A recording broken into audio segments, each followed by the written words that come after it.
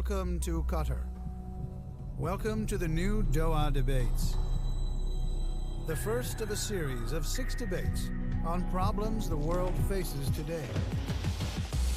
We do not only face a refugee crisis, we also face a crisis of solidarity. Wir haben so vieles geschafft, wir schaffen das. We will build the wall.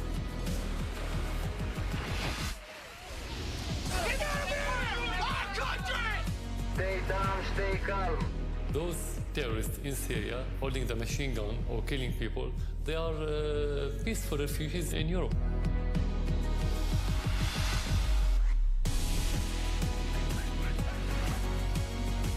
Sanam Allah. It is one of the biggest challenges of our time. Over 25 million refugees forced to flee their homes, forced to flee their countries, forced to abandon all they have because of war, persecution, or violence. This crisis is testing our collective humanity.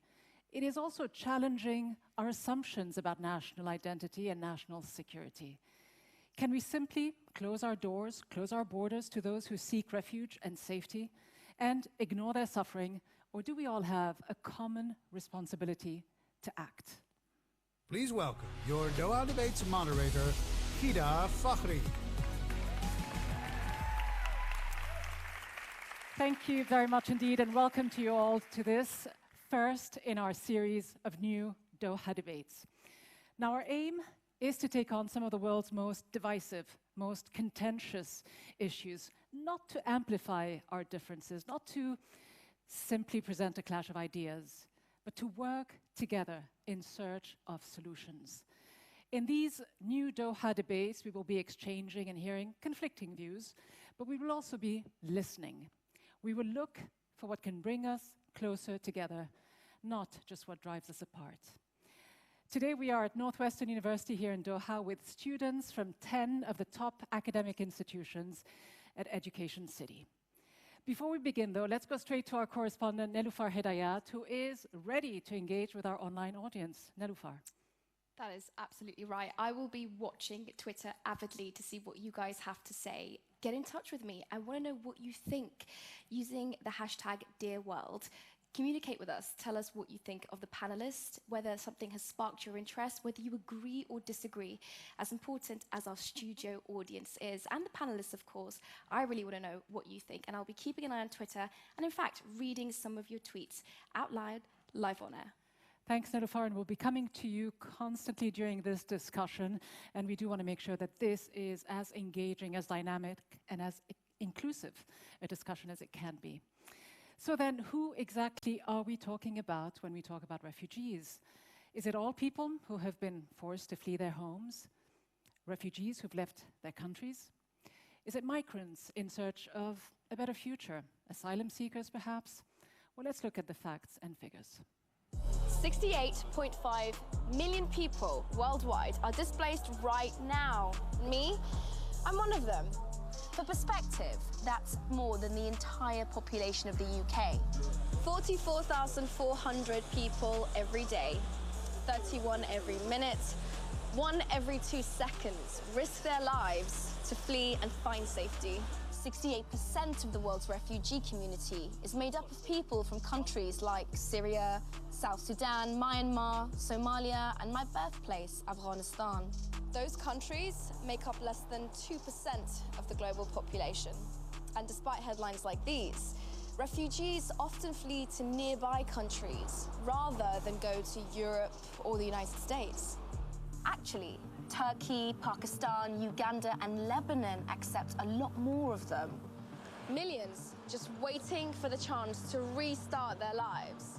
Every year, there are more and more refugees, and fewer places willing to take them in. The numbers, as you just heard, keep growing every single day. In this debate, though, we are talking about the 25 million refugees who've been forced to leave their country. It's a figure that is constantly going up. Just look at what's going on today in Venezuela. With us today, we have 3 prominent speakers with 3 very different perspectives on how to tackle, how to solve this issue. Each one of them gets 5 minutes to do that. And I can assure you, we will strictly enforce these 5 minutes, gently but strictly. So if any of you hear musing creeping up, or music or my footsteps, you'll know it's time to stop. Let's begin with our first speaker. Marc Lamont Hill is a professor of media studies in the US. He's an author and an activist. Our second speaker will be Douglas Murray. He's a British journalist, author, political commentator. We'll hear from Muzoon Almellehan after both these experts. She has fled her war-torn country at the age of 14. She now lives and studies in the United Kingdom. We also have one other person here who you've just heard from briefly. She is someone whose task will be to listen very closely to all three different positions and to try to bridge the divide, to come up with any common ground. We're calling her our connector. Her name is Sanam Naraghi-Anderlini. She's Iranian by birth. She went to the UK in 1979 after the revolution in Iran as an 11-year-old with her family who sought political asylum. Sanam has been a peace strategist for more than 2 decades. She's an author and consultant to the United Nations on women in conflict. She's the founder and executive director of an NGO that advises and supports women peace activists around the world. We cannot let the next decade or even the next year of our lives be defined either by the violence of non-state or state-led extremists. Please welcome Sanam Naraghi-Anderlini.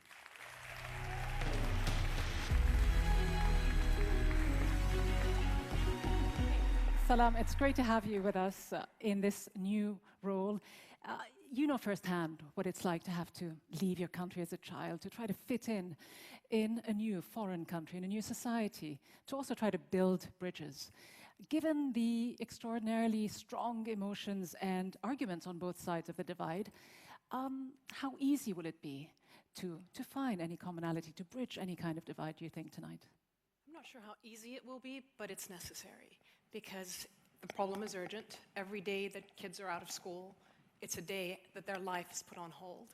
It's a day that it means that we're not really fulfilling their potential. So the problems are complicated, the solutions will be complicated, and I hope that I can contribute. And let's not heighten the expectations. I don't think anyone here, I hope no one here expects us to solve this issue right here and now. But where will we know that we might have succeeded in our discussion? How far do we have to move the needle in either direction? I think the issue is that there are solutions, there are recommendations at least. This problem is not new. People in the field of humanitarian and peace-building world have long come up with ideas about what could be done differently. And so what I would like to see is that the audience and the Twitter followers and our speakers, we actually take into account what's been said and echo that more broadly in a sense, but also to see whether we can shift our own attitudes. And to come with an open mind, as you say, you're an opinionated activist, but coming with a clean slate, hopefully, ready to take notes and see what we can do to connect the line. Thank you very much indeed, Sanam. I'll invite you to take your seat on the front row. We'll hear from you shortly. But first off, let's go to our first speaker, Marc Lamont Hill, an academic and award-winning journalist. Marc is a professor of media at Temple University in Philadelphia. He's the author of 4 books, including the New York Times bestseller, Nobody, Casualties of America's War on the Vulnerable. Marc Lamont Hill, the floor is yours.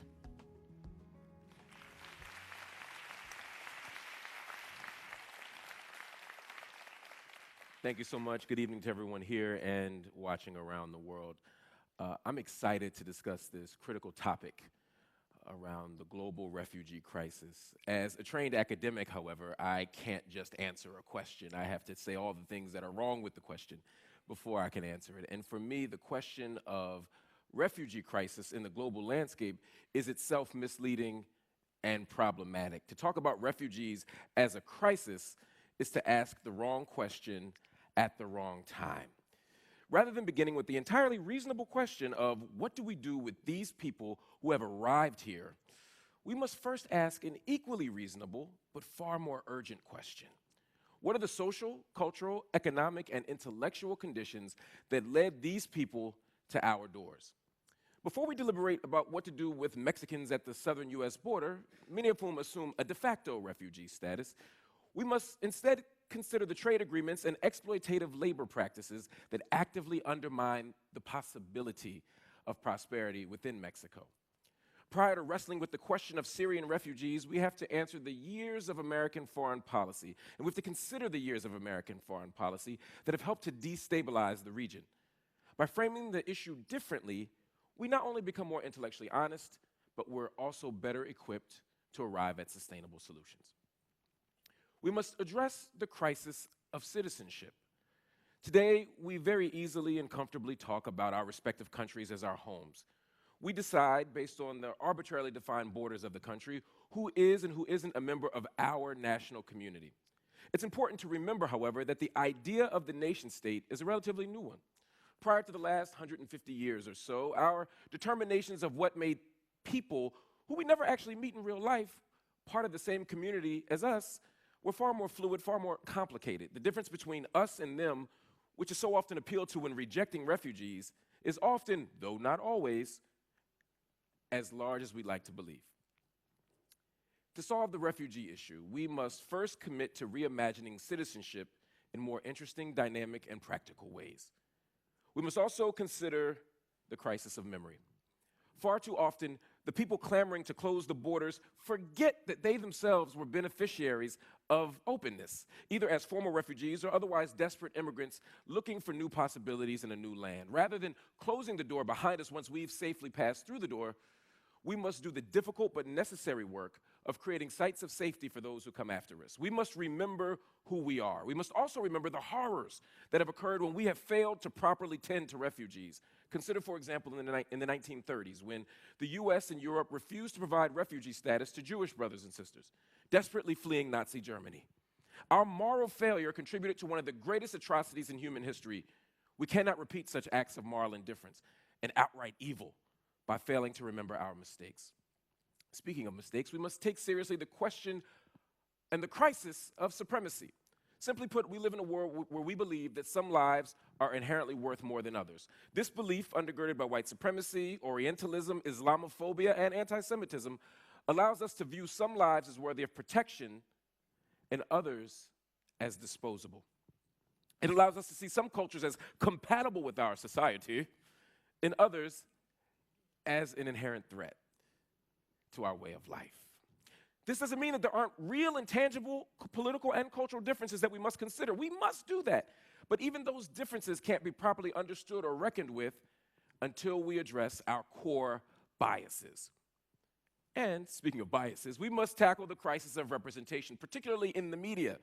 The media, both traditional and new forms, offers most citizens their window into the human experience. The media shapes how we identify and assess social problems. The media gives us a sense of what our available solutions are.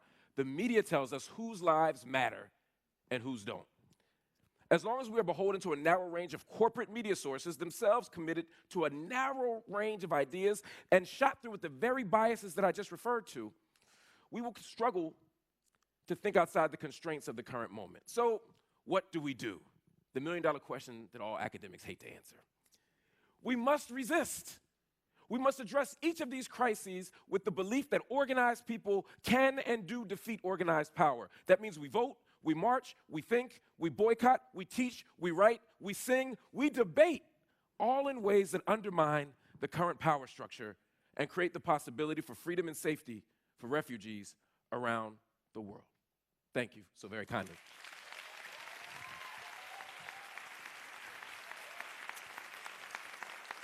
Marc Lamont Hill, thank you very much for keeping it very direct, very concise. You bring up a host of very interesting, valid issues, but I heard a lot of grievances, a lot of let's go back into our past, let's not forget our history. But what is the workable solution you are suggesting? Because to me, to others perhaps, it may sound like a little bit of a utopian worldview that you hold. There is a certain reality today, is there not, that we all must exist within?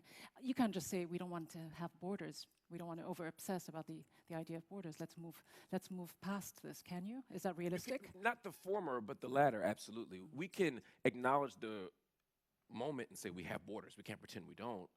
but we can not obsess about borders. We can reimagine ourselves as part of a global community rather than exclusively a national community. What I'm calling for is a set of public policies that aren't beholden purely to the boundaries of the nation state. Yes, but you are ignoring, aren't you, a good chunk of any given population, not just those in Europe who are increasingly anti-immigrant or who want to close their doors to this massive exodus of refugees as they see it, though it's gone down in the last couple of years. But what about what's going on the other side of the Atlantic, where both you and I live? You've got people who echo Trump's worldview and want, in fact, not just to see borders, they want to see a wall. Absolutely. What do you say to them? I think that's part of the resistance point that I spoke to.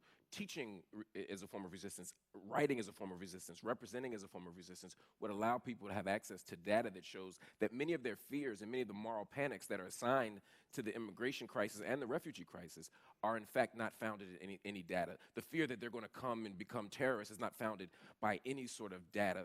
The idea that they're going to destroy the economy is undermined by any economic. It may not be, but it is, as you say, it is shaping the mindset, isn't it? I just want to show you an incident that actually took place on the US-Mexico border and get your take on it, just to show the extent of the emotions that you find on this issue. Let's go to it. Get the out of here! Our country! Proud American! Made in USA! Made in USA! Don't cook my burrito! Don't make my tortilla! So again, these are not manufactured. These are strong, palpable emotions yes. that perhaps reflect the base, maybe, that got Trump to the White House to begin with, this issue of immigration, which is a major concern for a lot of people. No doubt politicians have exploited it too. Again, the question, by being too much of a humanist, are you actually not surrendering the argument to the opposing camp? Are you not being a little bit too overly optimistic and simplistic? I would say no, because my optimism is anchored in action. I don't think we can just be optimistic. That image right there is eerily reminiscent of the 1960s, where people didn't want to integrate lunch counters. They didn't want black people in the United States to have the right to vote. And if you were to put those things to a popular poll at the time, black equal rights would have lost. Sure. And yet we still found a way to marshal our resources to win. I'm saying we could. But this is the reality. How do you change the narrative, though, given this political reality? And that's why I went back to the media representation point. We have to tell different stories. If we only tell the story of the 1 in a million people who engage in these acts that we are so terrified of, but instead don't talk about the people who over 20 years outstrip the economic resources that they took from the nation and actually earn more and contribute more. If we show that people are not an actual terror, if we show that long-term they contribute and create jobs, if we show long-term the value that we have to the global community, I think we win that argument, not in the short term, but in the long term. But in the short term, sometimes we need public policy that doesn't go with the sentiments of that person at the border. And we'll certainly talk about the role of the media as well. For now, Marc Lamont Hill, thank you very much indeed.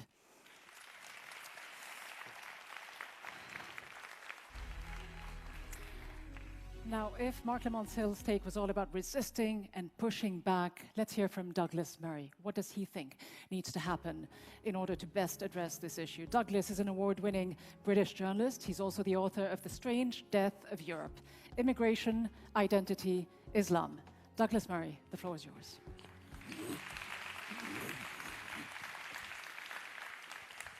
Well, thank you very much. It's a great pleasure to be with you here in Doha. I've been traveling across several continents in recent years, not just to the countries that people are fleeing from around the world, but also to the places they're fleeing to the refugee camps, migrant camps that people end up in. And I've been struck by so many thoughts during this time, but one of them is that there are so many utopian dreams that occur. People dream that you could live in a borderless world on one hand. Other people pretend you could just stop anyone coming. These are impossible dreams, but somewhere in the middle of them is something we need to aim for. And one of the ways I've started to realize that we need to think about this is in the following terms, not about right or wrong or, good and bad. I'm a good person, you're a Nazi. It's too easy. What we need to think about with this is that we're in a situation with migration talking about competing virtues. There are two virtues in this whole debate that are in serious competition, not just between people, but within all of us. The first virtue, I would say, is the virtue of mercy, the desire to be merciful to our fellow human beings who are suffering. And we all feel that. Everybody should feel that. But there is also another virtue here, the virtue of justice. And that's not just justice for people fleeing countries, but justice for people in the countries that they are fleeing to.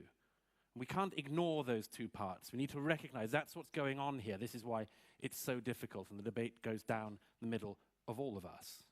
So look, there are so many questions we need to think about if we're going to address this. And I'm so glad, by the way, this isn't a debate, because this is a very not debatable issue. But why we need to think about this. Let me give you just 6 examples of things we need to think about much more deeply than we have. The first is this. I would suggest it is very obvious that the developing world cannot move to the developed world. So what do we do? Who can come? That's one part of that question. And the second part, which is much harder, who can't? We are very, very bad at having even a bit of that debate, but we need to. Secondly, what are the differences between people fleeing for their lives from a war zone and people fleeing serious, severe economic deprivation in, for instance, sub-Saharan Africa? Now, there are differences, but if you recognize that, then you've got to work out where along the way you would put your line for legitimate asylum claims. A third of people in sub-Saharan Africa polled last year by Gallup said they wanted to move and leave sub-Saharan Africa. So you've got to work out along this way, if you're going to have a sustainable asylum policy, who qualifies for it. And I would suggest we're not very good at having that discussion either. A third point. We know that some cultures find it easier to mix into other cultures than others, but we don't know exactly how. And we don't know what the proportions of people are in another culture that work well, integrate well, adapt well, and what the proportions are that start to make that integration, that adaptation far harder. We have thought very little about this, and what thinking there has been pretty bad. Let me give you another example of something we need to think about. How do we deal with a question this serious in the age of social media?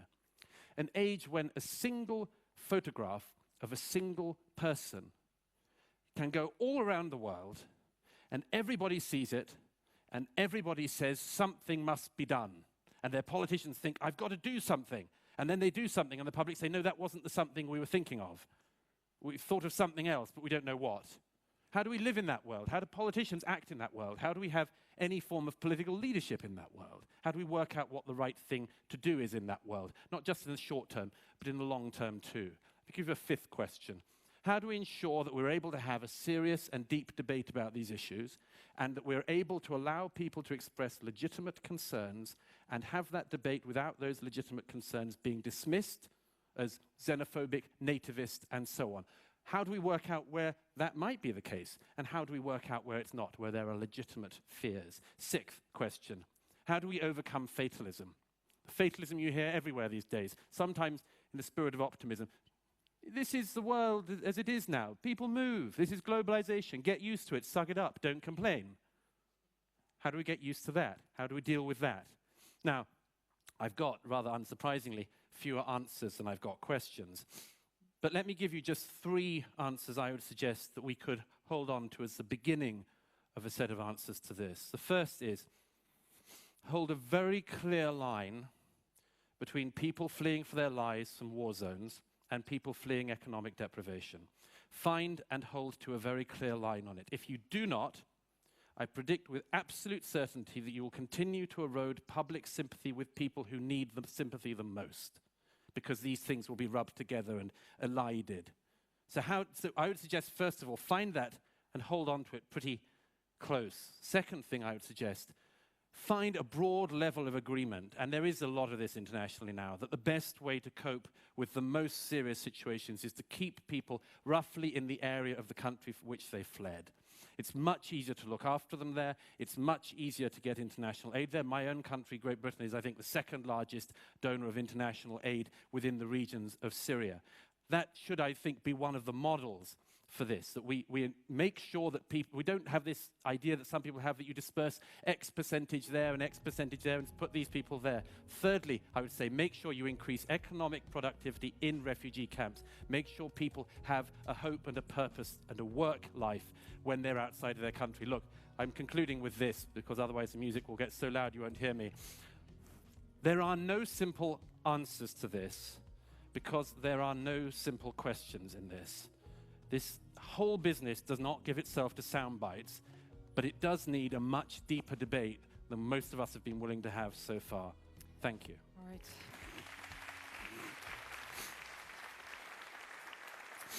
Douglas Murray, thank you very much. A few provocative thoughts, no doubt, that you mentioned there. A few jumped at me, such as when you said the developing world cannot move to the developed world. You seem to conveniently forget that the developed world moved to the developing world without asking permission. No, I don't.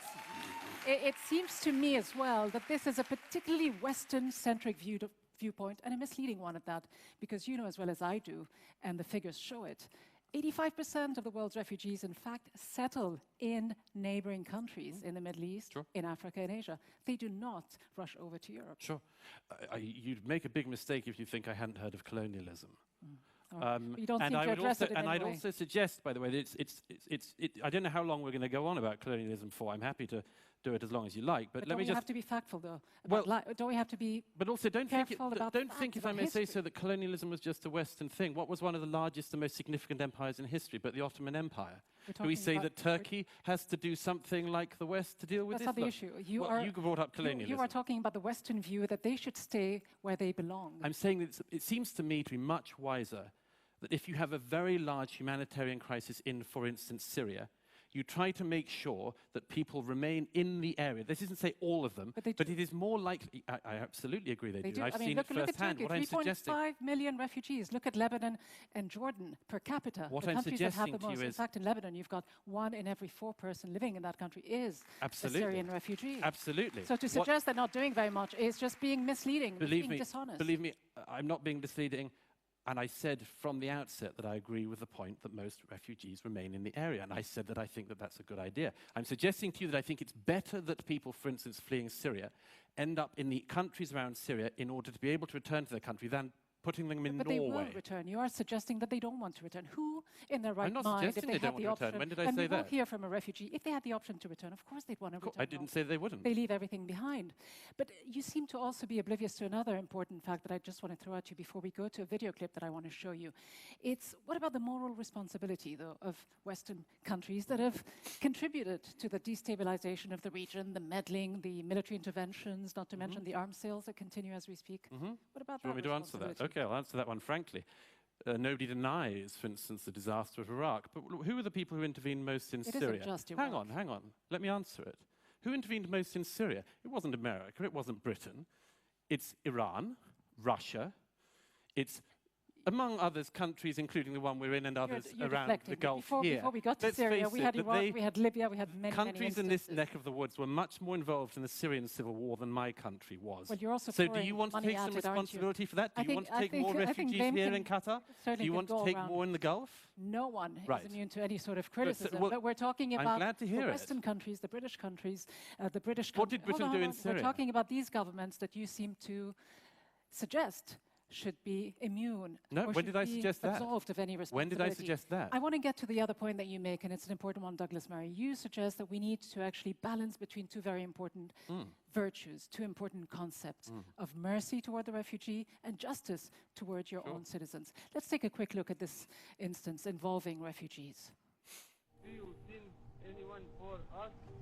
We are the Syrians, about 300. Sir, I give you the number of Malta authority because you are near Malta. Hello? Yes. About 100 children and 100 women and maybe 100 men. Please hurry. Water is coming into it. The boat is going down. We are dying. 300 children. You have called Malta. You have called Malta. Don't throw off. You can run away. Call Malta. Call Malta. I have no enough account on the mobile. It will cut. Please. You have my number now. You call me. You please. A very chilling video, though I don't suggest that you respond on behalf of the Coast Guard, the Italian Coast Guard. But again, it's that same issue of shifting the problem to others. And just for a little bit of context, in fact, this boat, which capsized 5 hours after this call, killing quite a few people on board, we heard that there were about 100 women, 100 children on board. That was twice as close to an Italian island as it was to Malta. But again, this idea that, you know, we have to safeguard our values, where does mercy fit in that? Not just mercy, but the obligation, the legal obligations of states towards refugees. I'd suggest that we all make sure we don't shift responsibility. there is a responsibility to everyone. That would include the state we're standing in now, wouldn't it? It would include all the states in this region.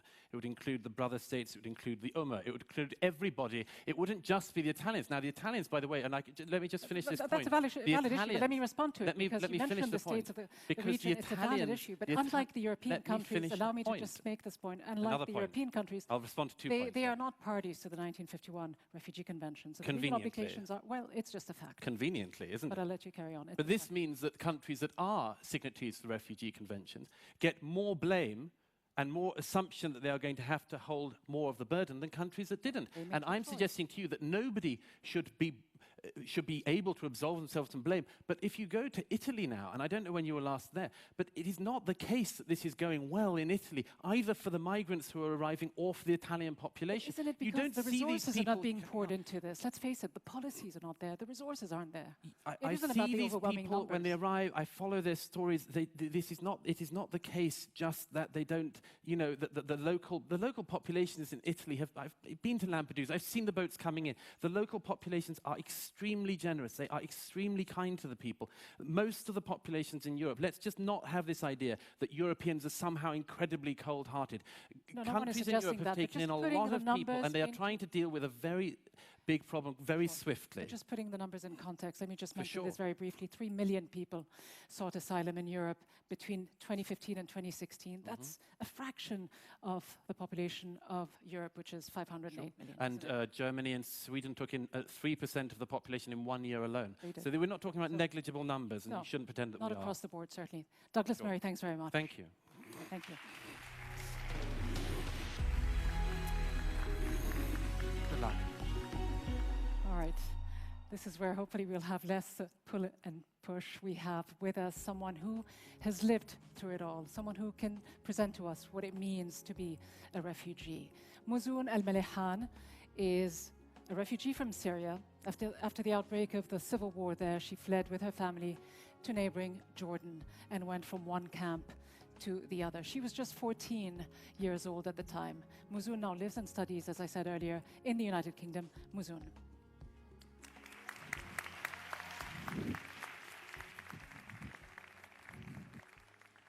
Assalamu alaikum wa rahmatullahi wa barakatuh. I'm so pleased to be, of course, in Doha and to be debating with you this evening.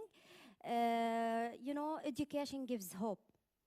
And let me start with a question, which is, I think, really important, which makes us to think practical rather than rational this time. Be honest. Would you be able and go and live for a month in a refugee camp without any advanced facilities, such as without electricity, without internet, like millions of refugees who are living in dreadful situations worldwide? Please think about it deeply, and I will ask you about it later. But now I would like to tell you my own story of becoming a refugee. In 2013, I had to flee my home with my family and to go to live in refugee camps in Jordan, Za'atari camp. And for me, and of course for my family, that was the hardest choice in our lives. Even the situation was really difficult in Syria, but we didn't want to flee because we love our country and we wanted to stay there. But as you know, when there is war, there is no future. There is no life. So we had to flee and leave everything behind. Before the war, we had a normal life, like all of you. We had home, friends, education, and everything we needed. And most importantly, safety. But when the war started, our lives have changed upside down. That's why millions of Syrians had to flee their homes. So we have become refugees. For me, when I arrived to Za'atari camp, that was really difficult. I was so sad. I was crying because it was different and weird. It is completely different where I have come from. We had so many challenges. For example, we lived in a tent. One tent, a small tent, you have to do everything in one tent, like sleeping, eating, welcoming visitors, and do everything basically. Share your kitchen with so many people who you don't know them. And these are, private things that you have to share it with so many people.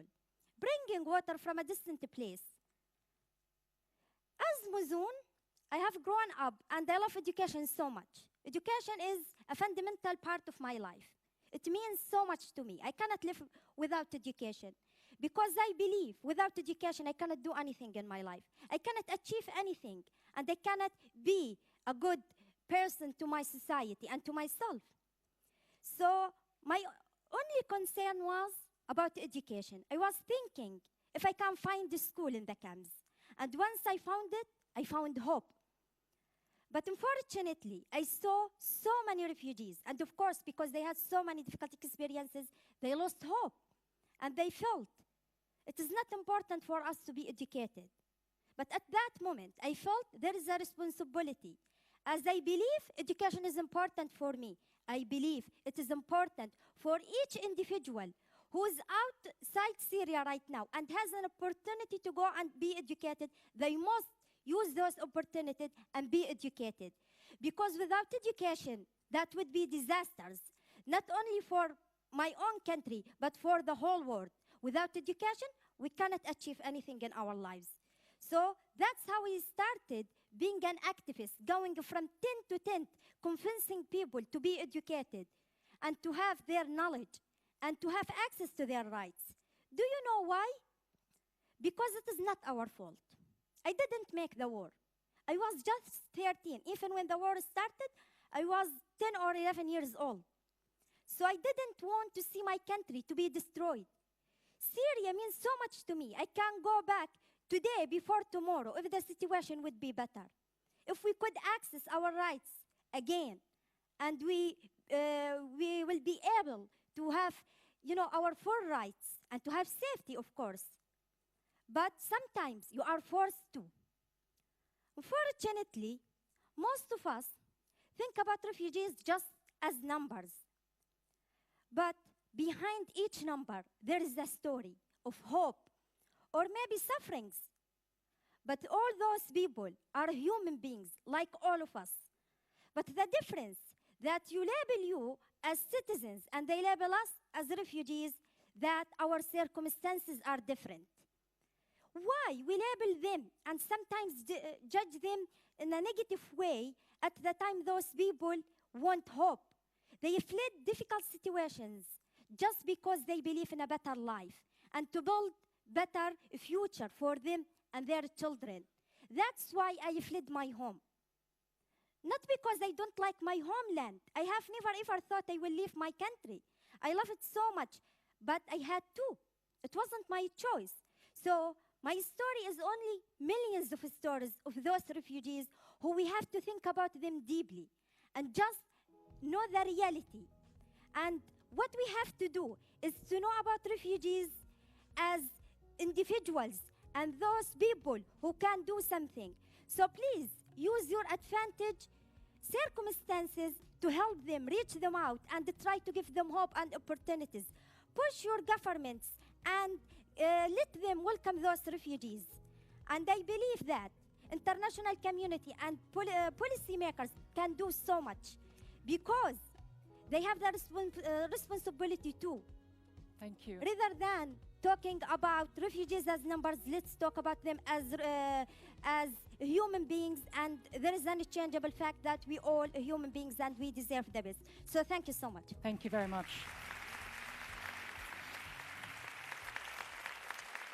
Thank you, Muzoon, telling us what it is really like for you, because as I say, we are used to speaking about this issue without ever having been in your shoes or the shoes of refugees. I know when you left your home, and you said more than once, you did everything you could not to leave.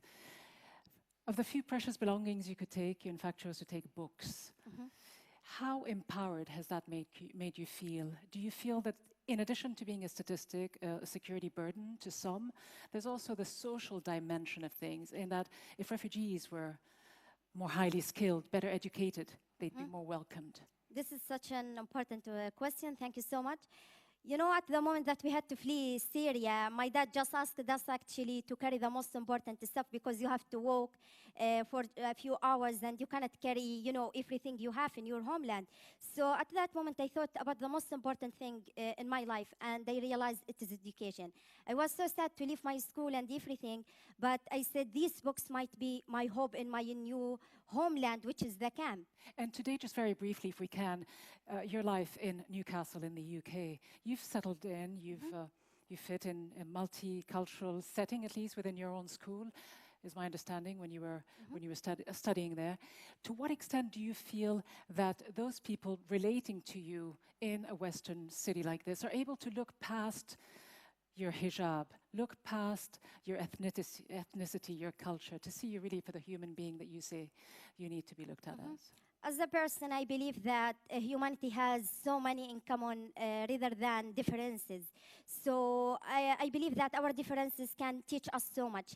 Like, we are not all have the same things, the same belief, the same culture, the same religion, the same nationality or races, but we all have something in common, which is the humanity and the emotions that we all share. So I feel I can learn from them and they can learn from me as well. That's a great message on which to end. Thank you very much. We'll be, of course, opening the discussion in our Majlis in a few moments, but for now, Muzoon Almellehan. No, thank you very much indeed. So before we bring in the audience, before we bring in all of you and those of you following us online, let's quickly see where we stand. Let me just very briefly summarize all three positions, if I can. Marc Lamont Hill earlier speaking to us about the need to resist power structures and to push back. Douglas Murray says we need to keep in mind that there are two competing virtues. He says, keep justice and mercy in balance. And you just heard from Muzoon. For her, it's all about education. Education being the weapon, the tool, education bringing hope to refugees.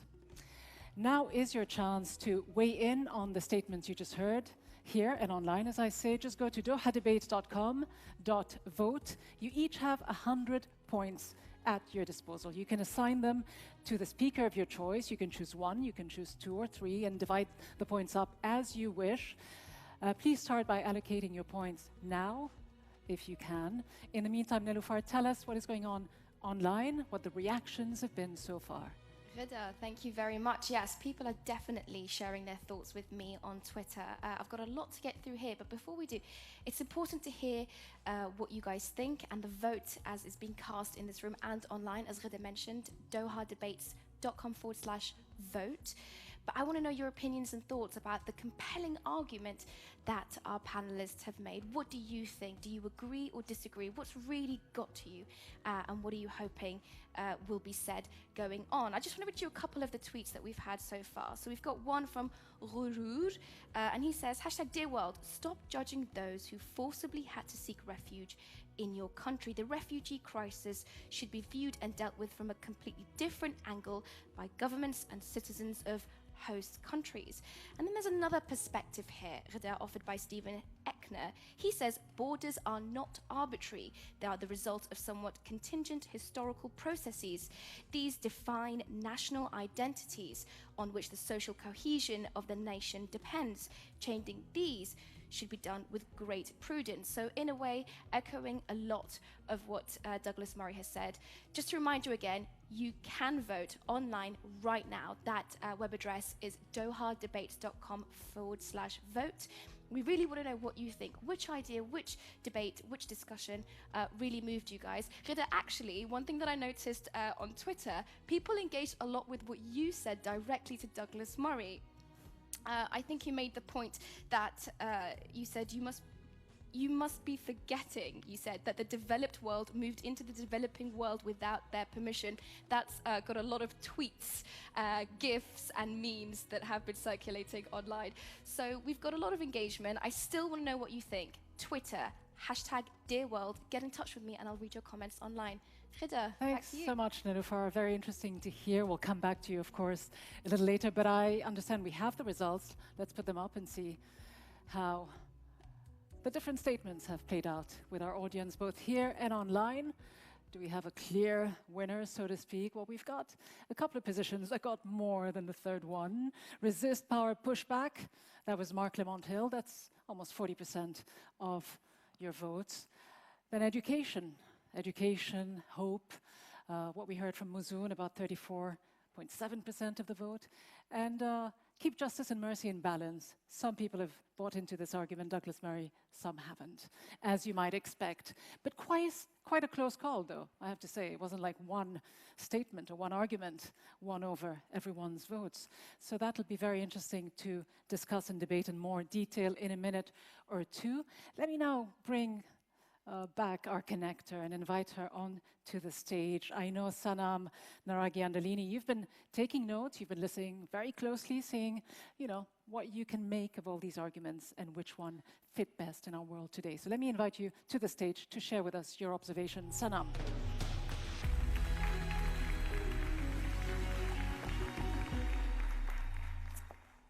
Thank you. I was taking notes, because it's hard to be the problem solver in 5 minutes as you're listening to people.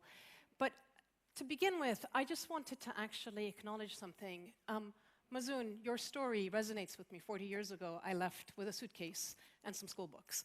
I thought I was going back, and I didn't go to ever live back in my own country. Marc, I live in America now. I am able to travel the world because I have a British passport. It confers much privilege to me, and I value it extraordinarily. And Douglas, I think, you know, you and I appeared in England at about the same time. I appeared as an asylum seeker. You appeared as a baby in 1979. So we have that in common. But more than that, I think as I listened to the conversations, what struck me is that so much of what you guys are now saying has been part of the discussions out there in the world of people and in the world that I occupy in the last 22 years of people who are peace builders and humanitarian workers and relief workers. When we talk about the question of justice and mercy, justice for the host communities, this is not a new problem. If you were from Burundi in 1994, if you are from Pakistan or Iran when the Soviet invasion of Afghanistan happened, the host communities have always had a challenge of what do they do with populations coming in, especially when you're poor, when the host community itself is poor as well. So I think that we have to reimagine it, as Douglas mentioned, as Marc mentioned, and think about it this way. We spend so much money on security. We want to spend $10 billion on a wall. We put it into the security forces and the thugs and so forth to keep people out. Imagine if we actually gave incentives to host communities to host refugees, so that the schools and the clinics and the education that Muzoon is talking about actually came and was a benefit to not only the refugees, but also to the host communities. So thinking about it in these ways, and trust me, the amount of money we would have to spend on building houses and clinics and schools and roads is far less than what we're doing in terms of putting the money into walls and cages and security forces. So that could be one way of thinking about the justice and mercy balance. The second thing is we talk about, and Douglas raised this question of solving the problems over there. I'm in the world of peace building, and one of the things that we know is that for every $1,860 spent on defense and security, there is $1 that's spent on peace. We know that if you include women in peace processes, and today the talks are happening with the Taliban, that peace becomes much more sustainable, and yet we're not doing it. So that the solutions are out there. We need the political will and the public to actually know that there is hope and there are possibilities of changing the way that we think about these. But for sure, people don't want to leave their countries. For sure, people want to return home. So if we could actually enable the peace building to happen before the conflict breaks out, the chances of a solution for all of us would be better. It is 60 times more cost-effective, 60 times more cost-effective to deal with the problem early on than to deal with the violence afterwards, right? So again, it is possible, we just need to change the way we think about things. And then finally, you raised the question of who is a signatory to the Refugee Convention and so forth. I think this is a really important issue. The Refugee Convention we have goes back to the 20th century. It's from the end of World War I, World War II, especially in the 1950s. Some countries existed, some countries didn't.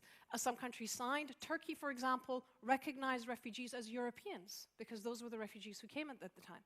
But they've come up with different ways of dealing with it. Some people give work permits and temporary residency.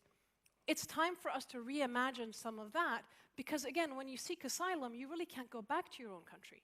And a lot of people don't want to seek asylum. When you seek asylum, you can't work. It's absurd that you might be an engineer or a doctor, and you end up somewhere and you can't actually practice your profession. So I think that there's scope there for us to also be thinking about addressing the three different points of view that we heard. And I just want to end on one thing. Education, education, education. Every child needs education. If I had missed a day or a month of school, I'm not sure whether I'd been able to go to university. So I think that we have to understand that this is urgent and it's critical. And despite all the debates, schooling must be integral to what we mean as humanitarian relief. Thank you. Thank you, Sanam. Thanks very much indeed for trying to make sense of it all for us. We're going to open the floor to all of you in just a moment, because this is where we arrive to the heart of our program, which is called the Majlis. This is where we all of us collectively move into that solution-building mode. What can we agree on? What was missing from this discussion? How can we actually move forward? We'll also be gauging the mood online with Neloufar in a moment. So we want to hear from you. Give us your ideas, your thoughts, your questions. Try to provoke some of our guests here, our speakers, to go beyond what they are suggesting, if it isn't enough, to see how each one of us who has a stake in this discussion can actually make a difference. We have 2 microphones on either side of the aisles. I encourage you to please line up behind these microphones if you want to ask a question. When I call on you, please give us your name and do get straight to the question if you can, by being concise and brief. And I see somebody standing at the mic already. Please go ahead. Yes, my name is Kevin Campbell. I agree with Marc's point about challenging power structures. And I just want to ask, at which point do we as citizens in the world look and realize that our political leaders are the problem in the world, and question them instead of having debates with students who, yes, they are future world leaders, but we have to challenge our current world leaders, from America right back to China, because when you look at the global landscape, they are the problem.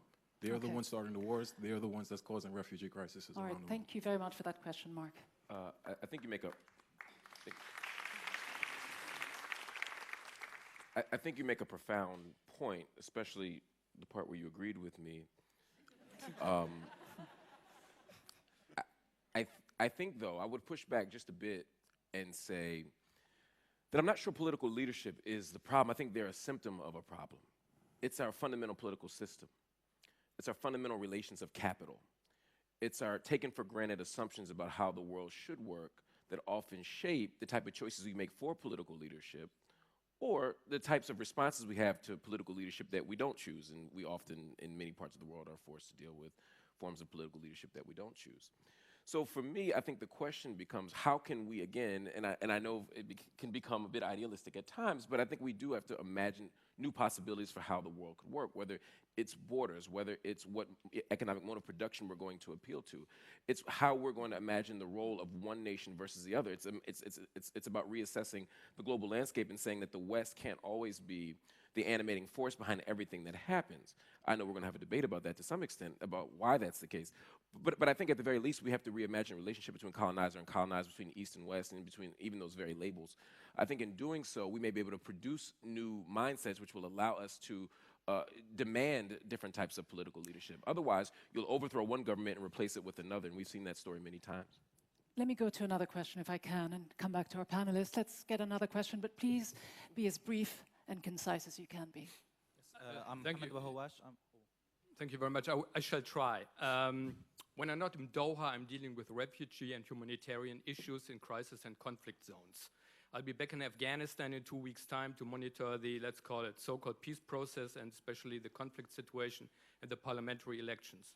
At this time, I'm totally flabbergasted that whether it's the so-called peace negotiations here taking place in Doha or those in Moscow do not agree, either the government of Afghanistan, women, members of society. Peace cannot come on the basis of the Trump administration talking to the insurgency that has killed hundreds of thousands of people. Okay. So my point here is, unless, and yet that goes to all your points, unless something is done to get civil society on a much different scale and women in that, we will have a gigantic refugees crisis of another 6 million people pouring out of Thank Afghanistan you. from the Taliban Thank you for that takeover. question. It's about making it more inclusive. Very briefly, before we go to another question, Sanam. Thank you very much for bringing that point and the point about civil society. This is exactly my work as well. And we tried to bring 40 women to Doha to make that point this time. And unfortunately, for various reasons, they were not unable to come. We can talk about it later. But I think that the point that you're making and the point of the speaker before, I think those of us who are citizens in countries where we have the right of freedom of expression have the responsibility to engage on our country's foreign and security policies. That's what I do all the time in my work. It's not easy, it's not fun, it's quite boring trying to deal with public policy, but it works. And the more voices we have in this space, they don't want us there. They want it to be limited. Yeah. But the more of us are actually out there addressing these things, the better it would be. And whether it's about Afghanistan or, frankly, in the next few months, Iran, which may be the next war that they're trying to start. So without being biased, the more women, the better, quite often in these discussions. Another question, please. Hi, yeah, I'm Hamad Abahawash. I'm a senior at Georgetown University. And my question is to Mr. Douglas Murray. And before I ask my question, I just want to say, you said no sound bites, but then you said the developing world cannot move to the developed world. I don't know what that's about. I said it before. My question is, since you brought up migration from the developing world, I'd like to ask you this.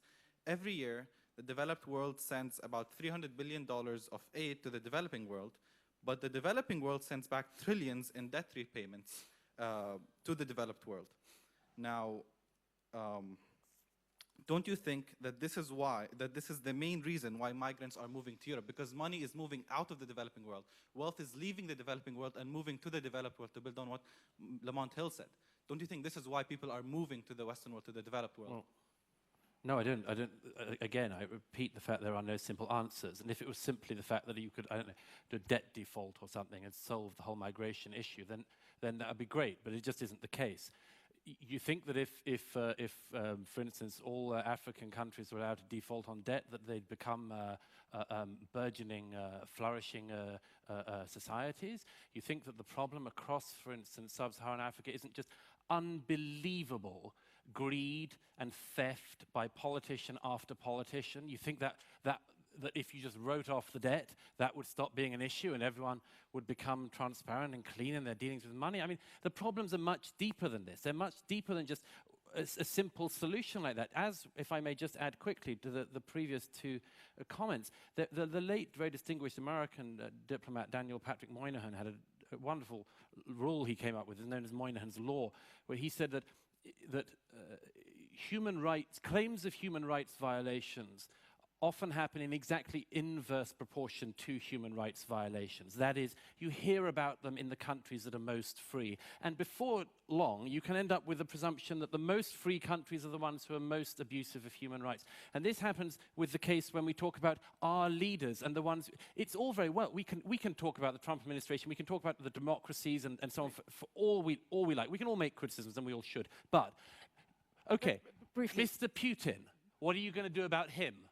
What are you going to do about the mullahs in Iran? What are you going to do about the House of Saud in Saudi Arabia? You see, what we end up with is this situation. We go, oh, Mr. Trump, Mr. Trump. We can all do that. Believe me, I can riff on Trump again, you're being all quite day. selective, aren't you? What are you going to do about the people you can't do anything about? Are you going to ignore them? Are you going to give them a pass? Or are you just going to enjoy beating up on the democracy? I hate to have to interrupt you. There's something called democracy, though, isn't there? Elections. For sure. Mark, quickly before I go to another question. No. We can go to another question. Okay, let's go to another question, please. This is very briefly addressed to all of you. We have been talking about the role of developed countries, but how about our role? How about sustainable development? I mean, what comes after education? How do we develop those countries that we get out from after we get our education? Why don't we have goals set for what do I have to do to make my country developed? How do I make my country self-reliant? I mean, we've been talking about the role of developed countries. Why not talk about the role of developing countries? Thank you so much. I think they are in. There's a dynamic relationship between those two things. And that's why I thought the previous question was important. While I agree with you, there's no silver bullet. There's no single answer to any of this. I think it would be hard to imagine any free African nation without imagining the role of structural adjustment policy, debt repayment in particular ways that it undermines its ability to self-sustain and to self-govern. So as I think about, in your question, the idea that we need to provide a self-sustaining Qatar or a self-sustaining Uganda. I mean, pick a place, right? Tanzania. We have to understand the role of the West in undermining that. Otherwise, we end up with a narrative like, why don't you people just clean yourselves up and pick yourself up by the bootstraps and self-govern? And I think it's a much more challenging and daunting task than that. Another question, please. So I'm going to talk briefly about, my mother's experience as an immigrant, and I want to touch here on something that Marc Lamont Hill said, this power of education and telling people how refugees fit into the wider context of economic development. Here's why I'm very skeptical about that. Because when my mother arrived in the UK and her parents arrived in the UK, people still called them dirty packies. When she had graduated from Oxford University, she was still a brown person who was not seen as a citizen, right? So to what extent can we really sell this idea that being educated or fitting X, Y, and Z criteria is what you need to do as a refugee for people to humanize you? The inherent problem with these people is that they don't humanize you. You can't fulfill your oppressor's criteria so that they see you as human. So how do you humanize people? Dehumanizing refugees, thank you very much. And with this, let me go to you, Douglas Murray. Because much of your argument, Douglas, seems to be about the us versus them, the fact that, we have our own values, our own Britishness, our own virtues, and they will come to our shores with their values, their traditions. You seem to almost suggest that they come to your countries with a lesser breed of values. No, I don't think I said that at any point, and that's another time you've tried to put something in my mouth. So when you talk about the difference in values, what do you suggest? Look, first of all, I didn't say that. I said that there are challenges because we do know that there are challenges, and let's just be frank about this. I mean, for instance, I've been in the Gulf for the last week or so. I see more burqas in my home city of London than I have seen in the Gulf in recent days, certainly here in Doha. Now, I can't say I'm delighted by the sight of more and more burqas in London. Do I feel any hatred of the people who wear them? Of course not. Of course not. But I can't say I'm elated by it. And definitely there are times I think, what percentage of burqas in this area becomes like not that pleasant for everyone else? But again, is it all down to burqas? Because again, you're not asking people with other traditions whether they care about the sight of people drinking alcohol or showing up in bikinis. Again, it's a very we could in Britain Western-centric viewpoint. I'm not. I have to say, you're going to bark up the wrong tree if you think you're going to persuade a Brit that we should stop drinking alcohol because of people arriving in our country. I mean, that's not going to happen. These things are all a bit of give and take. You bring your own traditions that don't quite fit with theirs. Well, they don't. Yeah, there are, as I said, and before we got all confrontational, which you did from the get-go, I said what the problem is here is that these things are all rubbing against each other. And in that situation, you have to work out what things you're willing to give up, which things you're willing to compromise on, and which ones you're not. You're not going to persuade the Brits to massively change their culture, but let me just make the point. Every single society has certain aspects of it it doesn't want to give up. This one will. In Qatar, this one will. Everyone does. So please don't try to make this a kind of bigoted European thing. That would be a very, very dishonest way to. That would be a very dishonest way to represent this debate. Just answer this question directly if you can. Which of your values are you most afraid to lose? Which ones are most threatened by the arrival of refugees? Freedom of speech. It's the first one.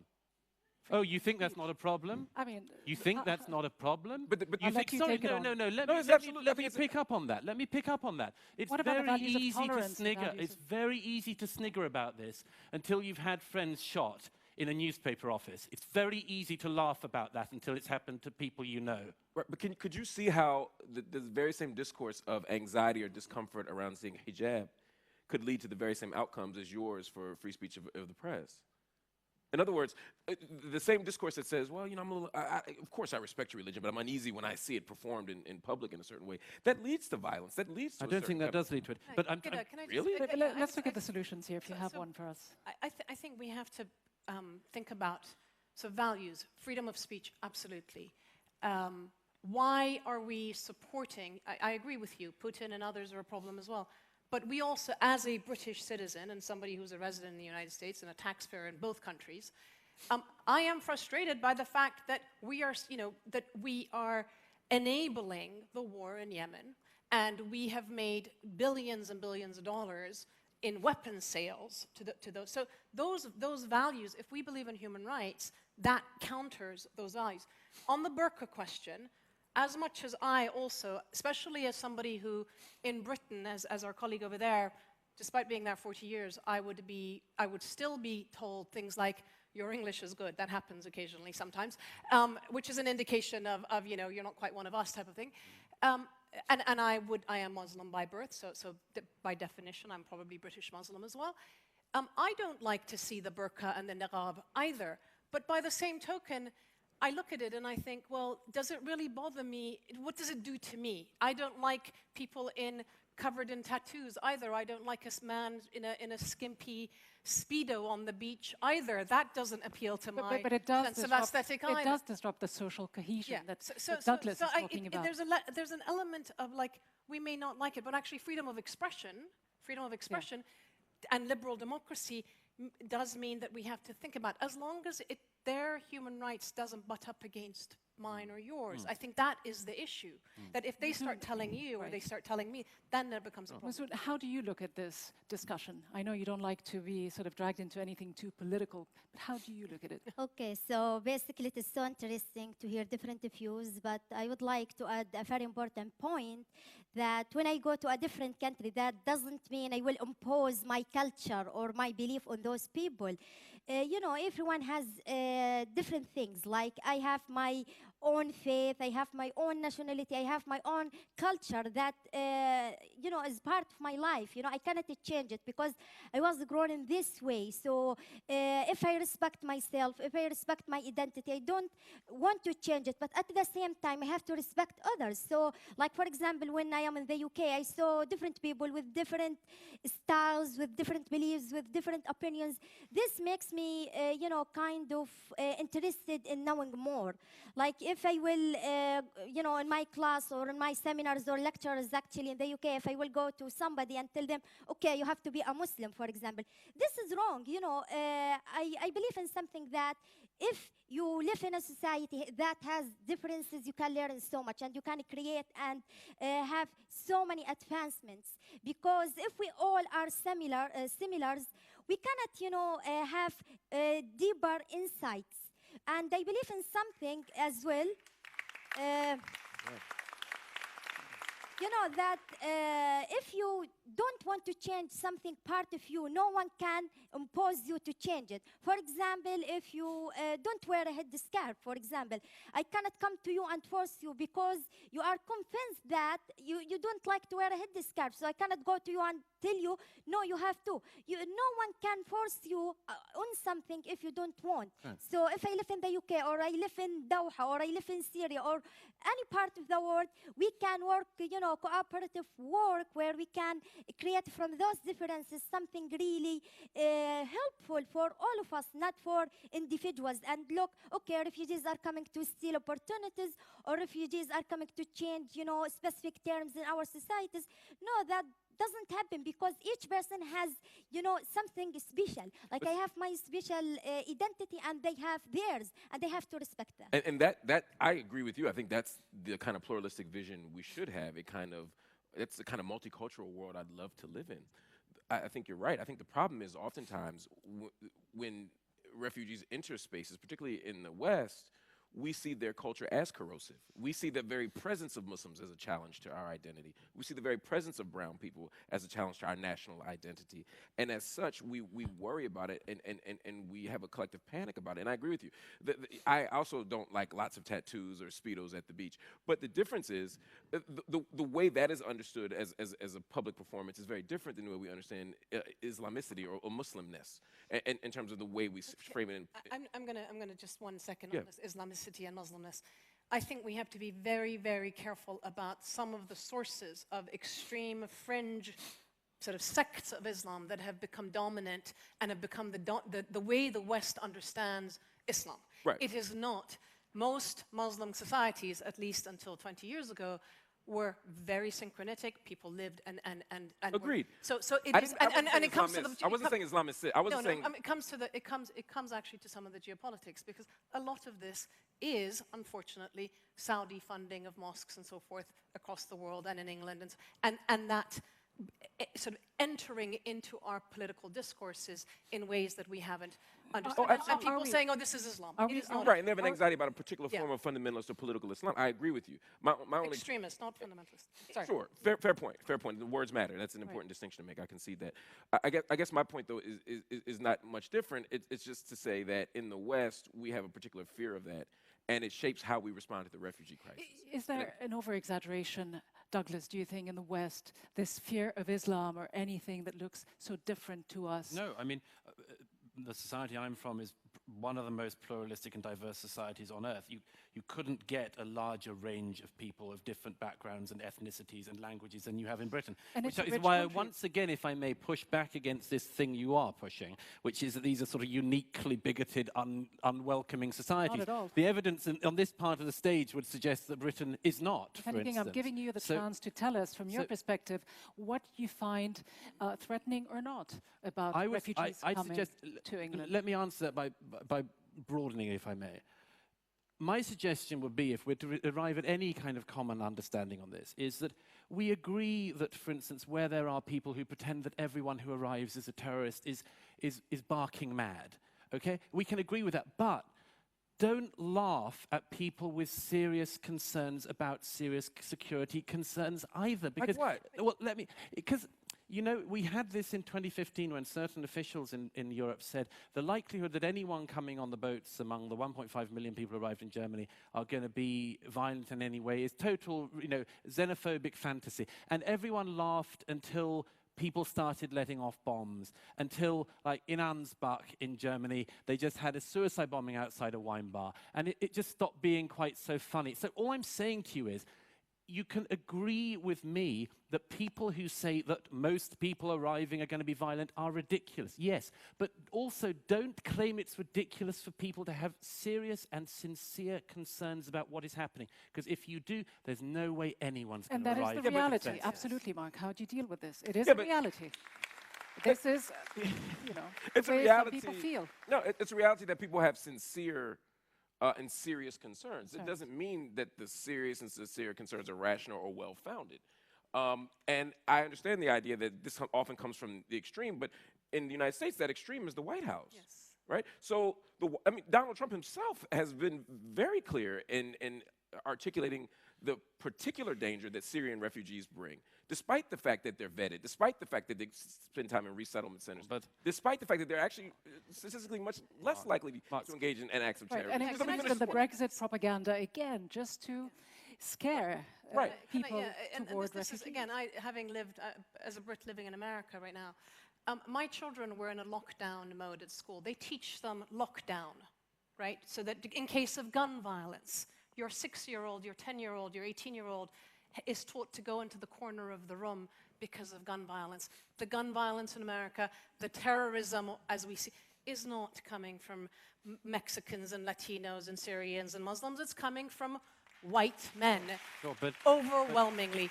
And so again, this is a problem. Our use of language, because in most cases, if it is a white man, it'll be a troubled soul, not a terrorist. The second thing is, if we look at Europe, to me, the problem that we need to understand, and it goes back to one of the comments from the floor, is that it's not actually the first generation. The first generation are often the ones who do want to integrate, and they just want to, at least my experience, you want to keep your head down, go to school, get a job, get going.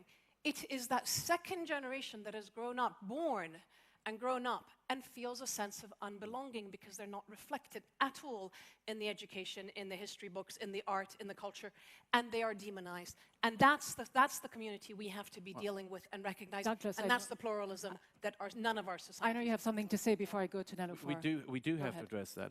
Every society on earth has difficulty integrating people, okay, from a very different background. It's always difficult. Again, I don't think we should fall into this idea that Europeans are uniquely bad at it. We've had to do a lot of absorbing very fast, and we've done most of it very damn well. And bits of it haven't gone well, and we've got to address that. But again, we can agree that there is gun violence in America from crazy people who think they need to be armed to walk to the supermarket. And that doesn't mean, well, okay, but that doesn't mean that people in France don't have their own specific security concerns as well. And what I'm urging you to do is, let's not look at this just from an American point of view. In Europe, it is a serious security concern we have now, and we are trying to deal with it, and that shouldn't be laughed at. Even though no one should laugh at this, but let me just say, the research shows, though, that there is no clear link between immigrants and refugees and an increased rate of crime. The research said that it's quite the opposite in the United States and in Europe. That's not true. The German government did a research that showed quite the opposite last year. No clear link, as far as I can tell. But let's go to a question, please, from the audience again. Good evening. My name is Asma, and I'm from Kenya. And my question is to you, Douglas. So you talked about people us serving justice. And do you think it's judicious for these people in Britain, for example, you talked about how Britain is giving aid to these countries in Africa. It's judicious for them to give this much money to these countries, but without even listening to their needs. So this only contributes to the white savior complex that is currently a big issue in this Africa. whole notion of charity as opposed to policy. Well, there is a saying we have, damned if you do and damned if you don't.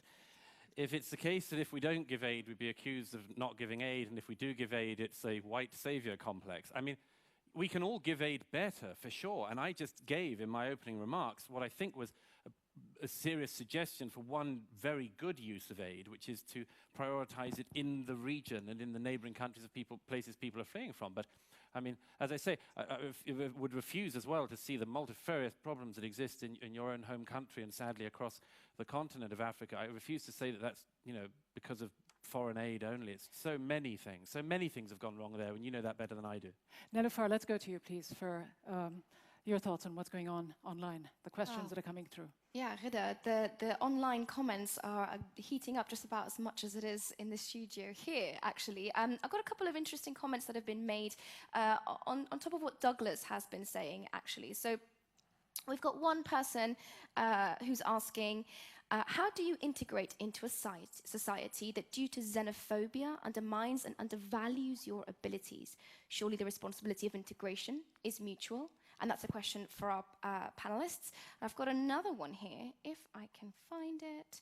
A question from Charles McLean, who says, I don't know if people fleeing conflict are more deserving of asylum than economic refugees. What is moral? What is fair? Ghida. Thank you very much for that. I would love to get your thoughts as we wrap up. I know there's a lot of people waiting to ask questions. I'm afraid that we are slowly running out of time. Let's start with you, Sanam. Your thoughts, how do you pull this discussion together? First of all, I think we found more common ground than we expected, in the sense that I agree with the security concerns are real, whether they're perceived or not, but we have to be able to understand that in each context, they come from different sources. And by and large, it's not about the refugees, it's about other things that are going on in society. On the the savior complex, again, just as a British citizen, I'm going to put this: £4.7 billion plus 860 million pounds of weapons sales for Yemen, versus 200 million pounds just now of pledged aid. Let's not pretend that the aid that we give anywhere mirrors or matches the weapons and the other resources that we get. Moving it forward and just one last to the solutions. Point. We call brown people migrants. We call white people who go abroad to work expats. This is really important, right? So there is a lot of movement and a lot of money being made by people going abroad and bringing it back. The language that we use, whether this should even be called a global refugee crisis, given the fact that refugees have been flowing in and out of the developing world within their own region for decades. No one ever bothered calling this a refugee crisis unless it started affecting, and until it started affecting Europe. And I'm not looking at you specifically, Douglas. I'm just sort of stating a fact. 30 seconds for each, please, if we can have your final thoughts. Muzoon. So I would just love to say that each individual can do something. You know, sometimes we think we need somebody else to come and help us, or maybe we are waiting governments to make a change for us. But I think every one of you and those who are watching and anyone in the world can participate, because big impact starts with small actions, and that what happened with me as an individual who was living in refugee camps, and just I had my voice and I used my voice to change the world. And that's because I am Muzoon now who didn't give up. And once we believe in ourselves and believe that we can make a change, we can make it. Let's make this a change in helping those people who are in need to us, because they are living in difficult times and they need your help, and your help can give them hope and the future. Thank you very much. Douglas Murray, we've been saying that governments have failed, policies have failed. On an individual level, what can we do? What will you do differently thinking about this issue? Firstly, by the way, migrants versus expats, there's a very clear reason. It's expected, rightly or wrongly, that expats don't stay in the country and bring up their families and stay for generations. The assumption with migrants is, currently has been in recent generations, that they are going to stay and that it's going to be a multi-generational thing. That's the assumption. But it's an interesting, important thing. Very quickly, just on the integration thing, I repeat, I think we've got to be very, very careful that we don't end up lambasting the freest and most generous countries. And I would just urge, as a call to, as it were, moral caution on this, urge you in this room and people watching, how many people have you made citizens of Qatar from Syria? How many? Okay, it's something worth thinking about, isn't it? All right. Marc, your thoughts? I'm sitting with I'm still sitting with Douglas's initial distinction between justice and mercy, which I think is very helpful. And I wish we'd had more time to unpack that, not in Aristotelian mode, maybe in Socratic mode, where we could unpack the very meaning of these terms, what justice means. Because for me, yeah, we'd all agree that education is great and education provides hope. I agree with you 1,000%. I think you might disagree on what government should pay for that, or what role the government should play for a migrant. You and I may disagree on that. We'll do that another time. That's my point. You and I may, you would say that we have to have justice and mercy. I think we would all agree, but we would disagree on what justice looks like. Because for me, if you are the freest and most well-resourced nation, but you have done that by destabilizing the Middle East and underdeveloping Africa and exploiting the rest of the global South, then you have a role to play in providing support and safety and freedom and self-determination for those countries that have been exploited. And for me, that's not an act of mercy. That's an act of justice. Could be, could be. Well, thank you both very much. I think for you both, it seems to boil down to a core belief that states have rights and obligations toward their own citizens, whereas you, I think, believe more than anything else that humans have rights that should prevail over the rights of states, and that we should all talk about what pushes refugees to the situation that makes them become refugees, as we say. So for now, thank you all very much for a fantastic and fascinating discussion, which will no doubt continue.